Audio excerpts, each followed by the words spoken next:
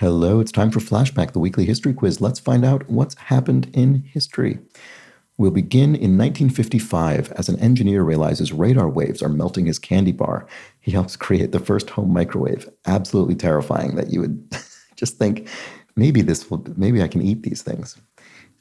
China falls to Manchu invaders who breach the Meiji Great Wall. How? A Chinese general defects and simply opens the gates. Oh well. Obviously well before 1955, 1644. There we go. A writer, Dan O'Bannon, has intense stomach pain as if something wants to burst out. It becomes part of the movie he writes, Alien. Right, well, that would have been in the probably early 70s. He'd written and I think directed a film called Dark Star prior to that. Oh, right, later than I thought. 1979? Did he write that movie the same? That's not. There's no way that he had the stomach pain in 1979. Isn't that when the film came out? And that film, I'm pretty sure, went through multiple drafts.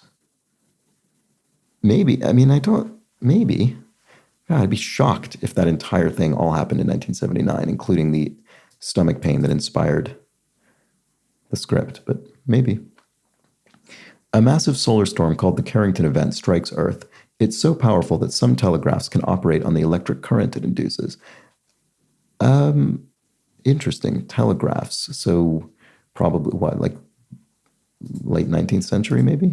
1859, mid-19th century.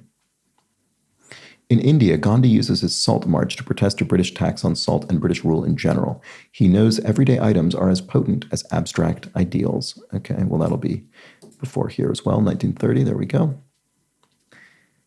Nellie Bly sets a record by circumnavigating the Earth in 72 days. She had wanted to turn the novel Around the World in 80 Days into reality. Oh, that's pretty good. Probably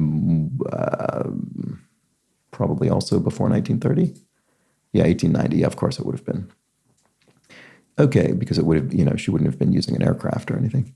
The Singing von Trapp family, including a would-be nun named Maria and her children, leaves Austria after its German annexation, or Anschluss.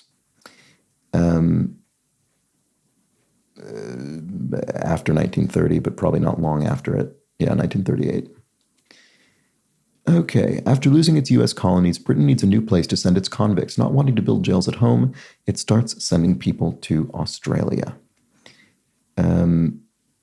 That's probably before 1859. Oh yeah, well before, into 1788, yeah. Bartolomeo Cristofori invents an instrument. Its strings can be struck with varying force, so it can sound loud, forte, or like its name, soft, piano. Well, they're both sort of like its name because the actual name of the instrument is the pianoforte, but we call it the piano for short. When do I think, though? I think that's before or after 1788. It's embarrassing that I don't know this.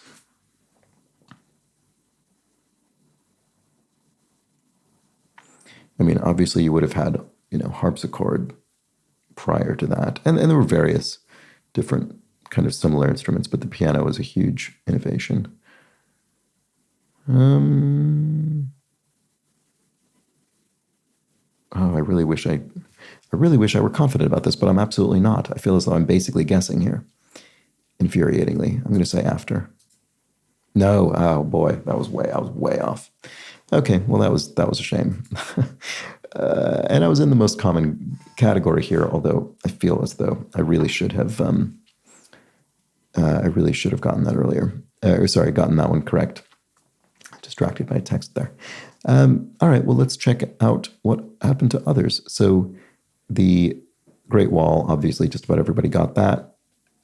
So I was in good company, I suppose, with the piano. Half of everybody misplaced it, as I did, although I'm disappointed in myself for having done so. Most people correctly placed Australia, but a tenth of people misplaced the Carrington event and its electric current. So interesting.